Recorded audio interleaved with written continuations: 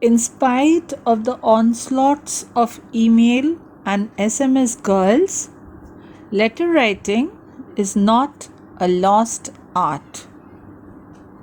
A well written letter is not simply a means of communication but also a piece of art. Now, this you might not realize, girls, because you have not gone through it. You all being in the age of technology won't understand that what happiness did it bring when you wrote a letter just through a pen and a piece of paper to someone. And it bonded so well, girls. It really brought uh, a happiness inside you. And that was really a work of art, you might say. Yet we cannot but admit that nowadays art of letter writing is waning, it's vanishing, right? Very few people find interest in letter writing. To you girls, if you see that, you might feel, ma'am, it's so boring just to write or pen down things, your emotions, your everything just on a piece of paper. It seems itself so boring. What is there in it? But believe me, girls, it's truly, truly very, very interesting. Very few people find interest in letter writing. It is certain that mechanical ways of thinking replace this art. Despite it, you might say, girls, even today, letter writing is inevitable in some spheres of life. If you know, girls, Ruskin Bond, the very famous storyteller and the author, girls, he still writes down his stories. He doesn't use the technical side into his writings. He doesn't bring that. He says the comfort and the happiness of writing on a piece of paper, I never ever find that on a machine. And he has stuck to that for all these years. So, people who just, with the help of a pen and a piece of paper, girls, if they find that comfort writing like that, to them again, this technical side is very boring and very difficult at times for them, right? So, today you can very well understand, I hope so, that we are going to deal with what is letter writing. Now, letters, as you all know, girls, can be broadly classified into two kinds. One is formal and the other is informal. Formal letters convey bare facts in a courteous, straightforward way. They are formal in language, concise in content, and very clear in thought. This type of letters include what? Letters of invitation, condolence, or compliments. Number two is academic letters, official letters, and then letters to the editor of a newspaper, business, and commercial letters. The second one we are going to speak of now is that of the informal letters. These are personal or private letters written to friends and relatives. Such letters are written in a very free and easy style, isn't it, girls? You can write whatever you want to over there. It's just like a stream flowing. Your words come out, you don't worry what the other person is going to say. There is no barrier in language or the content. Whatever comes to your mind, you can just pen that down. The language is very often colloquial and the tone is personal. So, today we are going to deal with the formal letter first. The first one that we are going to deal with is your formal letter. So, there are certain tips for you girls over here, right? How to write a formal letter. Write your address, but not your name at the top of the right hand side corner. Number 2, write the name and address of the person you are writing to on the left. If you don't know the name, use the designation of that person. Write down the date under one of the addresses. Give some kind of references and or use a subject heading. Got it? Now, in the first paragraph, explain clearly why you are writing that. And in the second paragraph, explain the problem or the message you want to deliver to that person. In the third paragraph, state clearly what action you expect. And in the editing, put some general comments and say that you would like a prompt reply. Now, the tone and the style should be polite and formal in approach. And you can, girls, write it in simple and clear language. Use short sentences and don't be very emotional. Don't use old-fashioned or hackneyed expressions. Okay, girls? So these are the various tips for you that you can use for writing formal letters. Okay? Now, for your official letter, now an official letter, you first need to know that what is an official letter, isn't it, girls? So for official letter is by or to a person holding some office. It is concerned with official matters only. So you have to be very, very careful about the following points. Write the heading and reference number properly.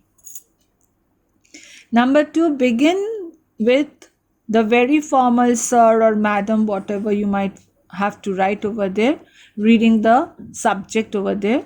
If the writer and the recipient are of the same rank, use dear sir, dear madam. Never use my dear sir or my dear madam, because that person is not so close to you, guys. Number 3 is mention the subject in brief. Okay? And 4 is the body of the letter should be concise and to the point. Now, this is not a very friendly letter that you can just go on writing or express your opinions, express your emotions over there. No. Use the subscription, yours faithfully, and use full signature of the writer, girls. That is very important. Okay. The next one which we are going to go for is the editorial letter. Okay. In letters to the editor, common people express their views, opinions, and suggestions on a particular issue concerned with public interest. It is an indispensable feature of a daily. Through such letters, major issues in public life get reflected and public opinion is built up. These letters mold the minds of millions, including public servants, involved in redressing grievances. Okay? So, When you are writing a letter to the editor, first address the editor. That is very important, girls. Highlight the issue to build public opinion. Now, this is a form where you can really make the public aware of that fact. Suggest measures for redressal of grievances. Number 4, handle the controversial issues with care. Number 5, use proper information to make people aware of the issue. Justify your views, girls, opinions, and observations. Number 7, present the issue in a formal manner. And number 8 is use yours truly as a subscription over there. So these you have to be very, very careful about, girls, when you are writing an editorial letter. Now we come to the business letters. How are we going to deal with the business letters, girls? Okay. Business letters are means of communication on matters of trade and commerce. It includes all kinds of letters that may be used in conducting business transactions. The main function of business letters is to open up and maintain business relations. It introduces, promotes, and concludes business transaction. It is a substitute for face-to-face or telephonic conversation. It is often the sole means of communication over the barrier of distance. It is a low cost and effective medium of communication.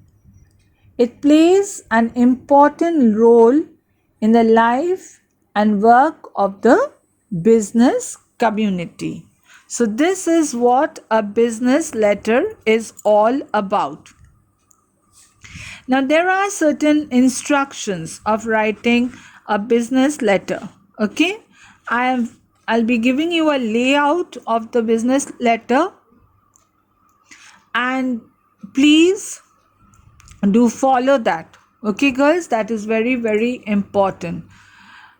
Okay, now the first thing is that do not use artificial or hackneyed phrases such as "we wish to advise" or "at your convenience," like these. Do not use these terms. Avoid jargons and pets. Excuse me, girls. Number 3 is avoid pedantic words, bookish words. Okay, pedantic words means bookish words. Use common but appropriate equivalents. Again, avoid verbosity and padding. For example, in the following cases, the underlined words may be avoided, like acute crisis, grave demand, definite decision. Do not go for words like these. And use short sentences. Avoid any sort of negative approach. Okay, while writing a business letter, you have to be, girls, cautious about all these facts. The thing is that I have already said I'll be giving out a layout of the business letter, and please do, girls, follow that, because you all have marks for the format of a letter over there. And now the last thing that we'll be dealing today is about the complaints and how you are going to write a letter of complaint. Buyers frequently send letters of complaints to their suppliers. Such complaints arise out of things between the stipulation of the order and its execution. Okay, so when are the complaints made? When the quality and the quantity do not tally with the goods actually supplied, when defective or damaged goods are delivered, when the agreed terms and conditions are violated, right? So then we can write a letter complaining about all these factors over here. Now, for every letter, girls, formal, informal, business letters, I have given you various slides over there. Please do go through the slides to understand that what you really need to do about that. Okay, and how are you going to deal with that? Because you often get letters with these topics over here, so it's very necessary to know how to tackle it. If you are not that comfortable with it, girls, I'm really trying to say a thing that you need not then answer these type of questions. That is very important, girls. So if you are not comfortable, what I'm trying to say, you are understanding, the girls, it's a format that you have to really remember. So if you are not comfortable with that, then please do not go to answer a thing which you feel that no, I might be in trouble answering it. Okay. Now, one thing I would like to say is there is a letter where you seek time extension for delivery, payment, and cancellation of order. Now, this one, many a times we have seen that they have given it in the board exam, cancellation of order. And how are you going to write that? Now, while writing a letter seeking extension of time for delivery, you should mention the cause very clearly. The reasonable cause may include sudden breakdown of a machine, crisis of labor, sudden strike of workers, unforeseen scarcity of raw materials, sudden rush of orders. All these things will come under the reasonable cause. And while cancelling an order, you should state the cause. While cancelling any order, right? You should state the cause, like undue delay in the execution of an order, non-receipt of confirmation from the supplier, bankruptcy of the party for whom the order was intended, materials supplied not according to specifications mentioned in the order, the sudden fail in the market price, closure of factory. These, anyone can be a factor for cancelling an order, right? So these you can write it as a, you can state it as a cause over there, that why have you cancelled that order. And while seeking extension of time for settlement of bills or dues, there also, girls, you have to state the cause. And here in this case, the causes may be personal loss of the proprietor, slack season and poor sales, sudden fall in demand, repayment of fine loans, damage caused by natural calamities. So please be very careful. First, when I said that when you write a letter seeking extension of time for delivery. The second one was while you are cancelling the order. And the third one is that while seeking extension of time for settlement of bills or dues.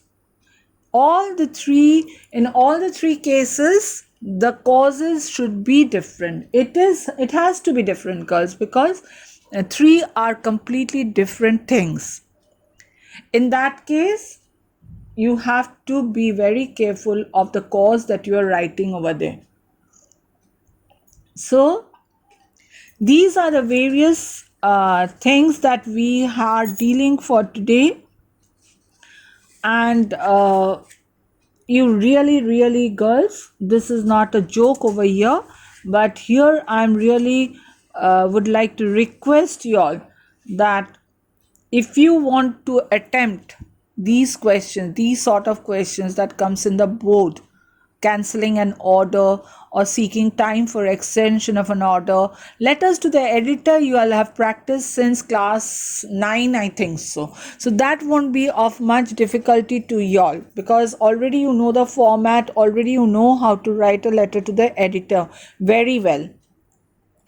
So, and you all know it very well, girls, that for your board exams, you have marks for your format and then your content. One thing I would really like to state here is that if you write your format but there is nothing in the content, you won't be getting any marks. Be very clear about that, girls. That is, you have written the format perfectly and there's no content, or you have written a completely wrong content over there, you won't be getting any marks, my dear, over there. So please, that is why I'm saying, girls, if you are not comfortable, or if you feel that, oh, this is too difficult for me to keep it in mind and tackle it down and to use proper language, because it's quite an official one, girls.